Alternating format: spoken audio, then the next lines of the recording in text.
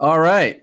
Now let us say hello to the man who will be fighting Ben Askren on April 17th. Parts unknown, at least for now. He is one of the most popular characters on the internet, the very polarizing, the very controversial Jake Paul, 2-0 as a pro boxer, 1-0 as an amateur. It just broke this morning. It's going to be Jake Paul versus Ben Askren, April 17th, an 8-round pro boxing match, 10-ounce gloves, 20 by 20 ring. All those things and more will be discussed right here in my first conversation with Jake Paul. It is nice to meet you, sir. How are you? Good, man. Good. Yo, hearing like you're the first person I've like heard it from like say it out loud.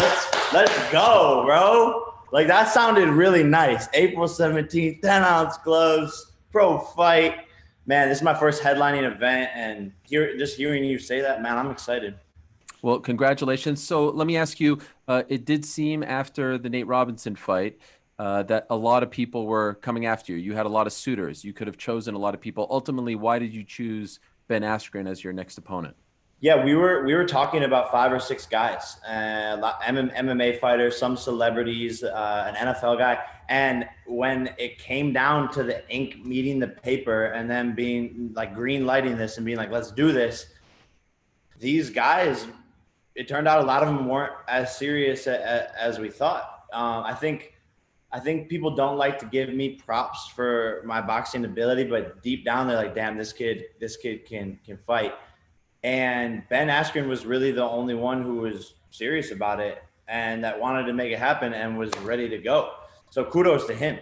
But there was guys like Dylan Dennis. I wanted to make that fight happen. He was all over social media. I threw like muddy, piss-filled toilet paper at his face. Like people wanted that fight. People wanted me to fight Ben Askren. People wanted me to fight McGregor. People wanted me to fight Diaz. I think all of those fights will happen eventually, but Dylan Dennis blamed a knee injury. Conor McGregor just lost. Nate Diaz is tied up by the UFC.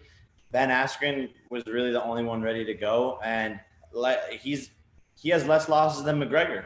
So, you know, and he's a legit fighter. He's finished 12 people in his professional career, and so for me, it's a perfect fight because people want to see me fight a real fighter. They think that this YouTube kid is going to get knocked out by a real fighter. Did you pick Ben Askren because he was the easiest one to knock out? There are a lot of people who say he was knocked out in 5 seconds by Jorge Masvidal. His stand-up isn't very good. Did you pick him because he was the easiest opponent? No, I think Danis would be the easiest opponent. Askren has 20 something MMA fights, has been in with Robbie Lawler, the tough guys. I think anyone would have been knocked out by Masvidal's knee. That knee that landed was deadly. It would have knocked anyone out. Uh, so I think Danis would have been the easiest fight by far. But these MMA guys, just because they throw punches doesn't mean they can box. This is why I'm so confident in my ability to destroy these guys, is because they have no head movement. They're slow. They, aren't going to the gym every day and boxing. They're throwing elbows, kicks, wrestling, jujitsu. The list goes on. Boxing's an art. MMA is a brawl, and that is why I'm calling out all these people. And you're gonna see people will see. I say it every single time. I say it in every single interview. I predict when I'm gonna knock these people out. I predict what the media is gonna say, and people are just gonna see one by one. Ben Askren gets knocked out. Dennis gets knocked out.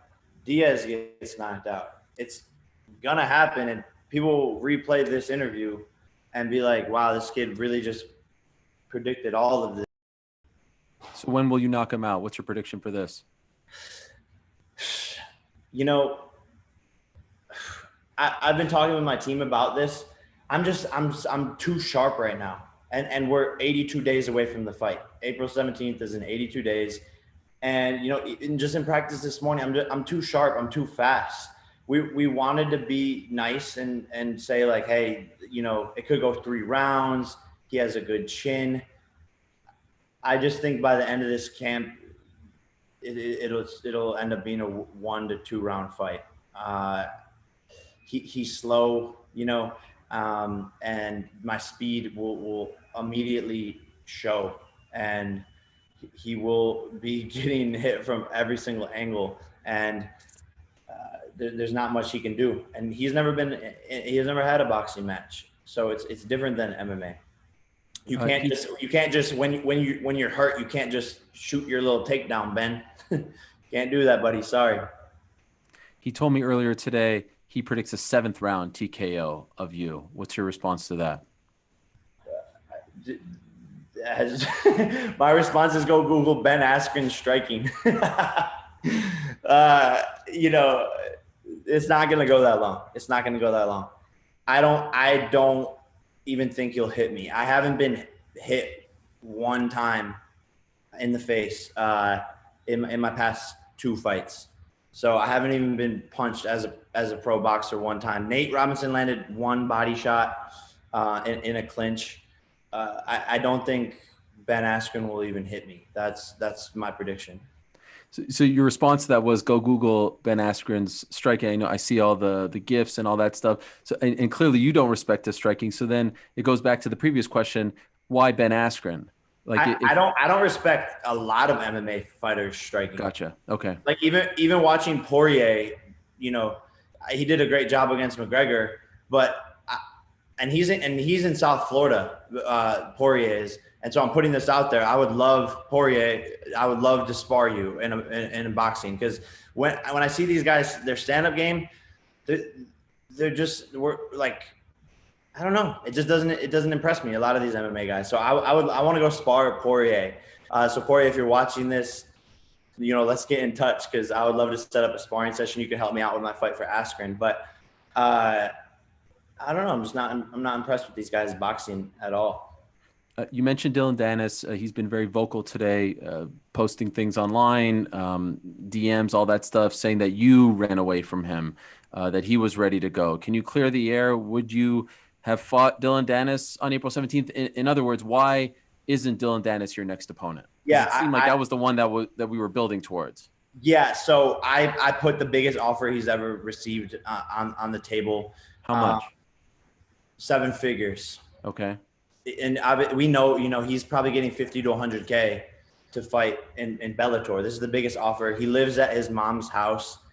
That's a fact. Like, this guy lives with his mom in New York somewhere, or New Jersey, and he wanted so badly to fight in the summer. I think because he wanted to train, like have extra months to train because of his knee injury. But that knee injury was over a year and a quarter. Like, it was literally 15 months ago, his knee injury. So I don't get how you could still blame that. Plus, he's posting videos sparring on his Instagram. And so we're talking to his manager, Audi, about the McGregor fight and about the Dennis fight. We showed them the $50 million proof of funds for the McGregor fight. They kind of go silent. Then we're talking about the Dennis fight, and they're like, well, we want to do 1 MMA, 1 boxing. You know, Dylan's a big name. He knows how to draw a crowd. But we have to do it in the summer because his knee injury. Guys, the fight's happening with or without Dylan. We're not waiting till then. The fight is happening late March or April. That's what we told them. We put the biggest offer they've ever received on the table, and they're blaming a knee injury. I think Dylan and I will fight eventually. Maybe not after he sees what I do to Ben. I think legitimately Dylan knows how good my hands are, and he's trolling. He's commenting on. He knows how to use social media. But when it comes, when the rubber meets the road, this guy can't strike either. He's a jiu-jitsu guy. So he's capping. I'll fight anyone, and I have a list of people, and they're all gonna get crossed off eventually. You referenced the $50 million offer to Conor McGregor. How close to that number is Ben Askren making on April 17th? Nowhere near that. Nowhere near that. Is he making 7 figures? I don't know. I can't say. I don't want to reveal like contract details or anything like that. But yeah, What about you? How much do you stand to earn from this? A lot. More than the Nate Robinson fight? A lot. Yeah, a lot. That's all I say. I mean, look, I had one of the most viral knockouts in history, and people say, "Oh, he's cocky or he's boasting," whatever. That's just a fact. Due to social media, due to the awareness of it, I have grandmas coming up to me and being like, "Oh, you're the one that knocked out Nate Robinson." Like everyone saw it. And that event did almost 2 million pay-per-view buys, eighth biggest pay-per-view in history. So when you come off a fight like that, I have a lot of steam and momentum behind me, and that's just the way it is. And I'm a businessman at the end of the day. This is a show business. There's the show, and then there's the business. I'm a prize fighter. I do this for a prize. I'm not just fighting for the bit. So that's what excites me about this sport. Everything about it, but there's a reason why Mayweather was one of the highest paid athletes of all time, and that's my goal, and that's what I will achieve in the next 5 years. You see what other boxers make. Those purses are generally disclosed and they're fairly accurate. MMA as well. Those aren't as accurate, but based on what you see, like where would you put yourself in terms of highest paid fighters right now? Top five. Top five. Wow. Um, could I ask, this is the first time we've had a chance to talk. When did this dream start for you? Because I don't know if you've seen some of my stuff with DC and others.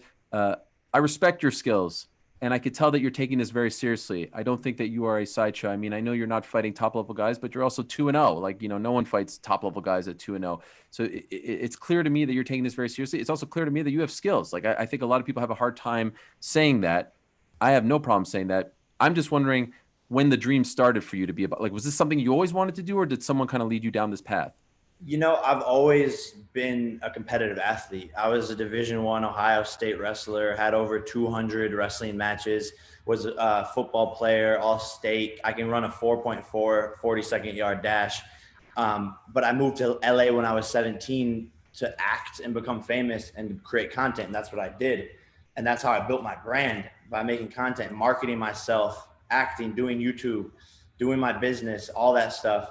And so when I was doing all that, I wasn't competing. And so when these YouTubers and everyone started fighting, I was the first wave of that. Mm. And after my first amateur W, we sold 1 million pay-per-views the first event. They sold out Manchester Arena, 30,000 people were there. And I got a knockout in the 5th round, and I fell in love with the sport. And I was like, wow, this is fun. This is exciting. It's everything I love to do. And I just had this like burning desire just to keep going. And it's only growing and growing and growing.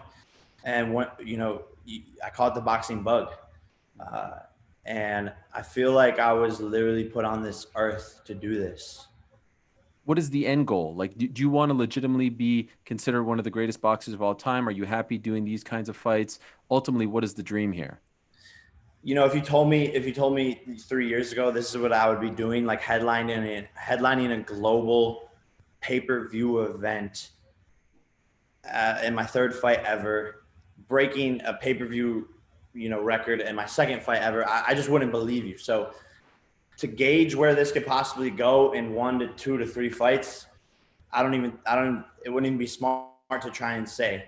This could become 4 times as big 2 fights from now. I think my ultimate goal is to knock out someone like a Nate Diaz or a Conor McGregor, or and just to make history, man. Like, and just have fun doing it. Break records. Triller put on one of the best boxing events we've seen. Musical performances, everything about it was just shocking. Mike Tyson coming back, Israel Adesanya commentating. It was one of the best events, and that's what we plan on doing April 17th. Breaking more records, shattering pay-per-view numbers, musical performances, crazy undercards. It's gonna be April 17th is gonna be a movie. Do you have any interest in MMA? Would you ever cross over, or do you think you'll stick with boxing? Again, it's like, who knows? Mm. I don't see that happening anytime soon, but I could get that itch. I just like boxing because it's art. Like, you can control what happens. MMA, you throw a wild knee, wild punch. There's just so much at stake. It's more like a street fight. I like boxing because it's like more of a sport and more of an art to me.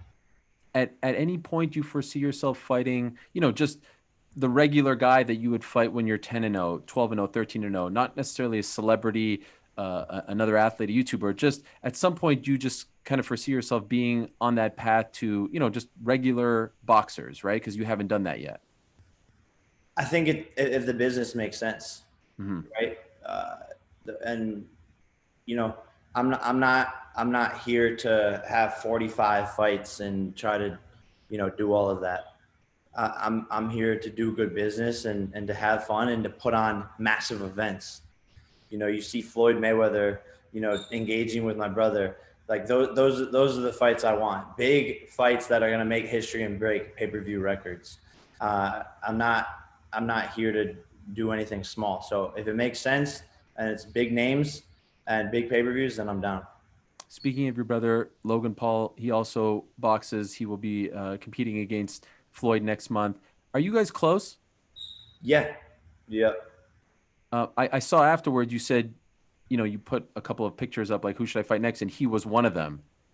Yeah. I mean, I think people want to see us fight, and it's always been a conversation. So we kind of just like keep it alive, and that we both have egos. There's egos back and forth. Like he says he can beat me, I say I could beat him, and I think like I said, that would be like a historic thing. No brothers on that big of a scale have ever fought. You saw Klitschko brothers didn't fight. The Charlo brothers haven't fought. So who knows? You would do it though, if the dollars made sense. Yeah, I think so.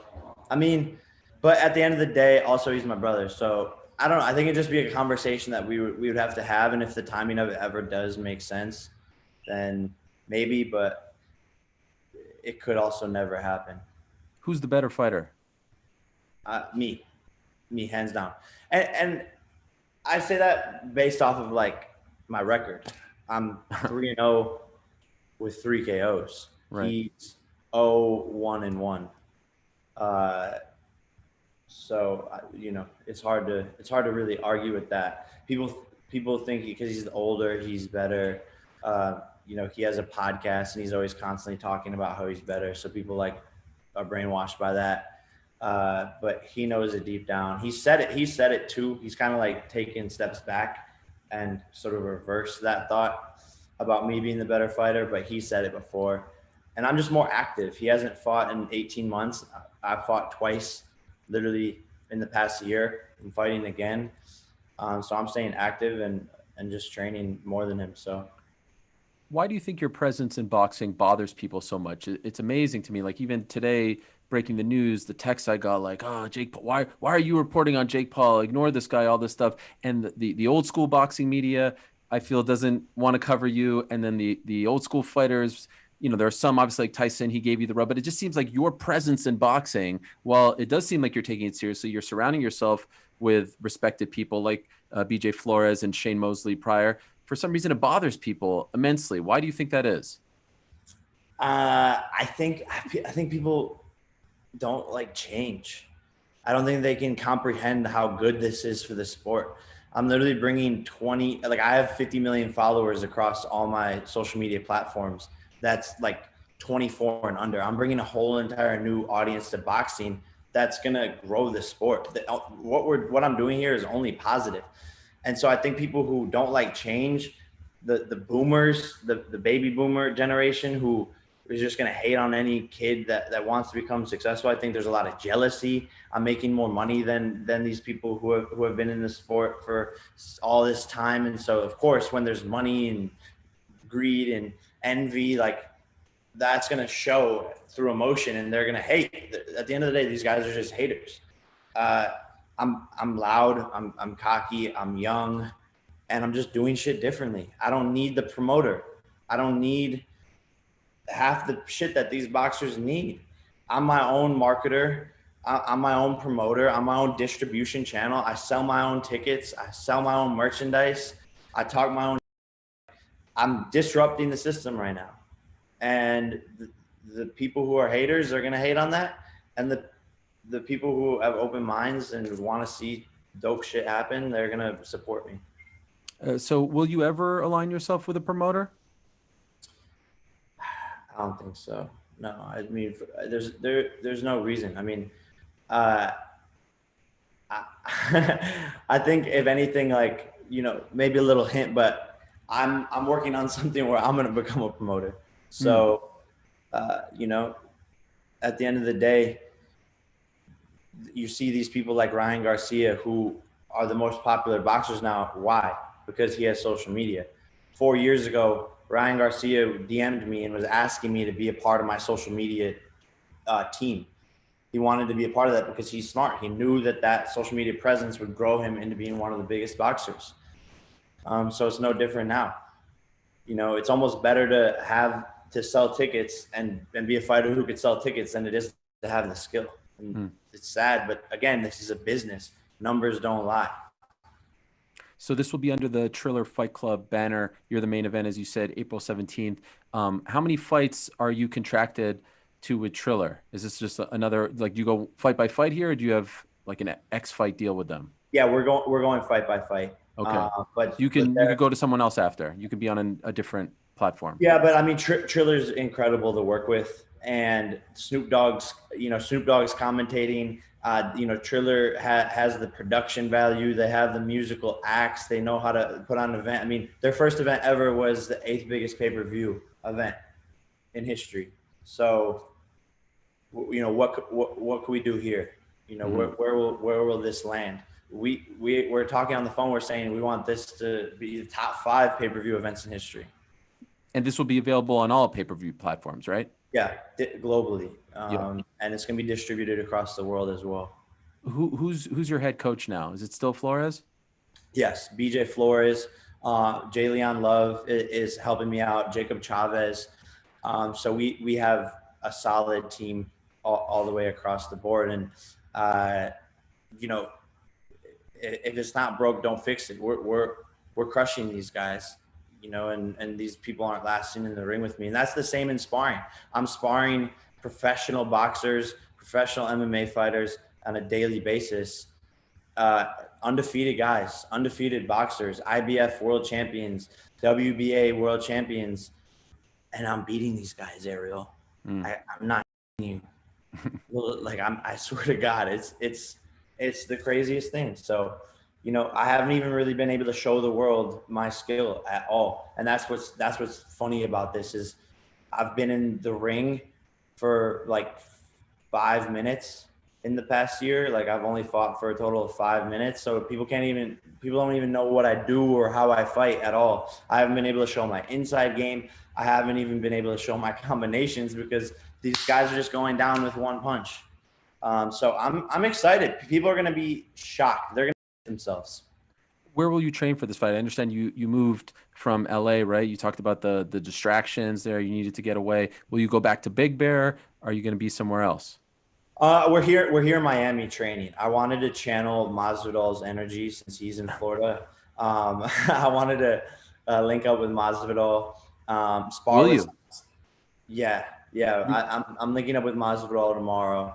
Okay. Um, yeah, he's gonna help me train for this fight, and hopefully I can knock Ben out faster than Masvidal did. I know seems like a lofty goal, but if I can get under 4.9 seconds, then I can break his record. Are you surprised that the UFC allowed Ben to take this fight? He's under contract with them. They had to give him the okay. Are you surprised they did so? Yeah, I am. I am a little bit. I think Why? when Ben loses, it's going to be a bad reflection on the UFC and the MMA community in general. And I can only imagine how much Dana White hates me. So, but I do know that this could be good for them as well. So I don't know what their game plan is or whatever, but I am surprised that they let him out of his contract for sure. Obviously, recently you targeted Connor, right? You made that offer for 50 million. You made it personal. You spoke about his fiance. Why did you go there? Why did you feel the need to go that far over the line? I wanted to piss him off. I wanted to make a lot of noise, and I wanted it to become personal right away. Because I truly believe I can beat Conor McGregor, and people don't want to watch a fight where everyone's going in there being like, "Hey, buddy, good luck tomorrow." Like that's not the type of fighter I am. If we're gonna go into a fight, no, like I'm going to destroy you, and anyone you're affiliated with is a part of the wrath and can be attacked. McGregor's done it. McGregor has attacked Khabib's wife, Khabib's religion, thrown chairs at people. Like, this is the fight business. If people are going to get offended, then get over it and choose a different sport. Go do gymnastics. To the best of your knowledge, was that ever considered, that fight? McGregor, Yeah. for sure, for sure. His manager Audi was like, "Send proof of funds, or else this conversation ends right here." Who the f- is this kid to talk about Conor's wife? So we send the proof of funds. I think his tail goes between his eyes, and he's like, "Oh, this is not a joke." And looking in hindsight, McGregor got paid a $5 million guarantee to get knocked out by Poirier. You should have taken the easy fight for 50 million, right? So he literally just got knocked out, embarrassed in front of the whole entire world, the worst fight he's ever had for $5 million, but he could have fought a YouTuber kid for 50 million. So I think now they regret it. I don't even know if I would consider, like, I want to fight McGregor, but it's just not as hype as it was before. I think he has to go get some wins under his belt, and then maybe I'll consider it. He made more than 5 million though, right? Like, that's just what 5 they million base. disclose. 5 That's million just what, base. No, for right, sure. right. But 5 million base. I don't even know if that's true, to be honest. Pay-per-view buy. Let's say he made 30 million total. I'm guessing that's probably what he made, 30 million. That's still 20 million Sure. less than 50 million. And by the way, this is 50 million guaranteed, Conor. You're still getting the back end on the Jake Paul fight as well. The Jake Paul versus Conor McGregor fight sells 2.5 million pay-per-view buys at $75. And those types of numbers are 200 million plus gross. When you say that he got embarrassed, I understand where you're coming from, but do you at all see why some would view it as disrespectful to a guy like Dustin Poirier? I mean, Dustin Poirier is one of the greatest fighters in the history of the sport. No shame in losing to him. So why would that be embarrassing for Conor to lose to him, in your opinion? I think it's embarrassing because he already knocked him out in the first round. It would be like me fighting Nate Robinson a couple of years from now and Nate Robinson knocking me out. Sort of. I'm not gonna Poirier is a real fighter. I'm not gonna let that happen. And Conor has a lot more to lose than Dustin. Conor, has access to better training, better coaches, better science, better everything than Dustin. And for him to drop the ball on it, okay, maybe if it goes 5 rounds and it's a battle and it's like a Diaz fight and he barely loses, cool, but he got knocked out, didn't know where he was, limped out of the stadium. What's your dream fight? Is that it? Like, if you could choose one opponent, is it Conor or is it someone else? I think it was, and like I said, like how fast this changes in the sport. A week ago, Conor McGregor was on top of the world. Now he's ranked probably like number 7 in the UFC. He can't even win at his own sport. So I don't even know what my dream fight is at this point. I think I'm going fight by fight. I don't want to overlook Askren. Like I said, Bellator champ, 1 championship champ, 2-time NCAA Division I wrestling champ. I'm not overlooking Askren. You have to understand, he literally has less losses than McGregor. He's finished 12 fighters. He's a serious opponent. He's my hardest opponent on paper to date.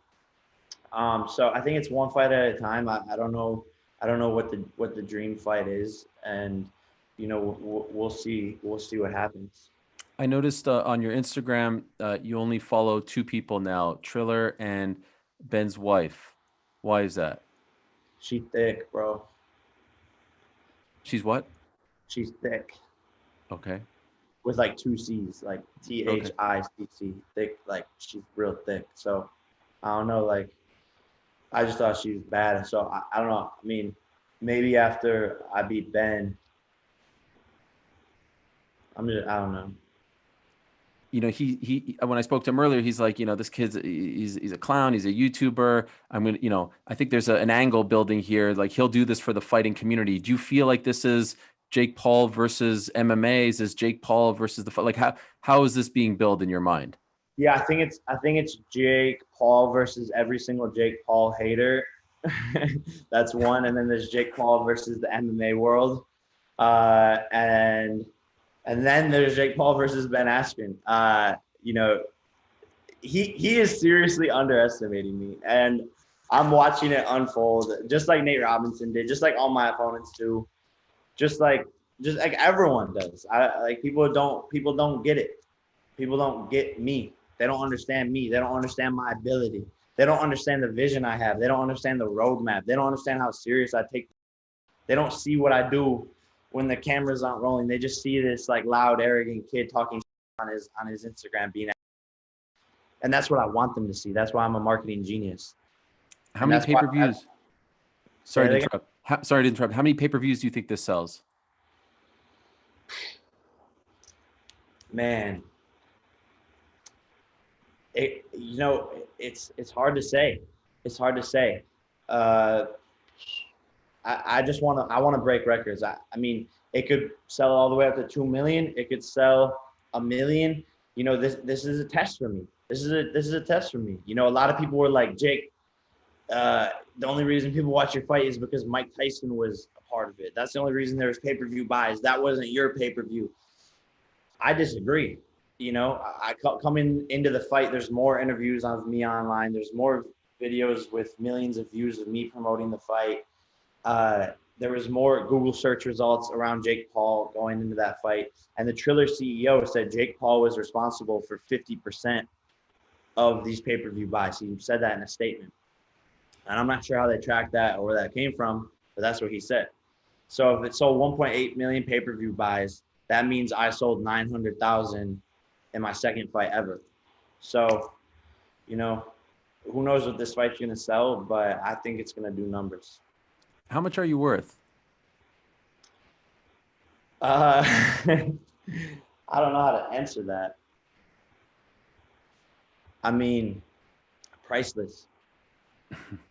I think, seriously, I think the trajectory of where my career could go, you can't even put a number on it right now. And so you have a lot going on. You're a rapper as well. You've got all the social media stuff. Mm-hmm. Can you say with certainty, like, is boxing your number one focus? All that other stuff is on the side. Like, do you 100% focus now the next 82 days on Ben Askren? Is that top of mind? 100% boxing is number one focus. Everything else is on the back burner. Uh, you know, this is what I love to do, and this is what I'm getting paid a ton of money to do. The other stuff is cool. I can keep up with it. I have a song that I might drop that I've recorded before. I have a couple YouTube videos. That's easy for me. Like, it's not even hard. Like, I already mastered that. That's the easy. I can put out a YouTube video. I got 19 editors. I can got 19 producers to send a beat. I can go into the studio, like, easy.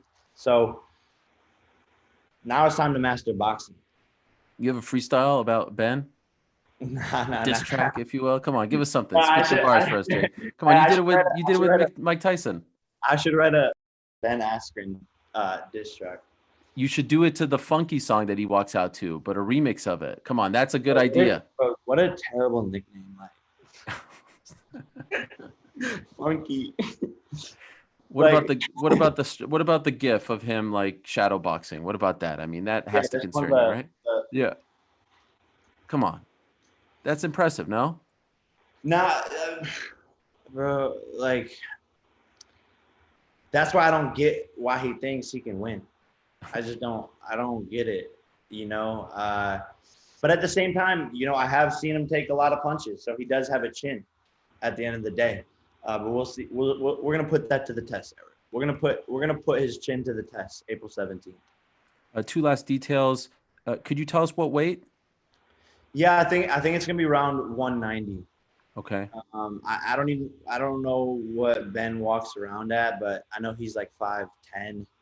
I think he walks around at like around 175, 180. So coming off hip replacement, by the way. I don't know. Yeah, we're gonna have some catch weight. Okay. For sure. Okay, and location? To be determined. to be Will there be fans? Hopefully, I'm pushing for there to be an audience for sure. It was weird fighting without fans, for the last fight. It's just different. It doesn't even feel like a fight. Like it felt like just like a sparring session in a weird way. So I hope there's going to be fans. Last question, for those who may be mocking this right now, or who may be saying, I've seen Ben get knocked out already. What am I going to see here? I don't trust his striking, or I don't want to support Jake Paul. You've seen it all. You've heard it all. Why should people buy this pay-per-view on April 17th? I'm adding Ben Askren to my knockout meme collection. Everyone was posting it out of the Nate Robinson knockout. So you want to see one of the best produced Triller Fight Club events, Snoop Dogg commentating, musical performances, crazy undercards, like legendary undercards. And then if you want to see another viral knockout live and watch it happen, I mean, you're going to want to tune in. It will be one of the best events of the year. And I think it's going to be a really good fight. People are sleeping on Ben Askren saying, "Oh, you're boxing a wrestler." Well, guess what? He's boxing a Disney Channel actor.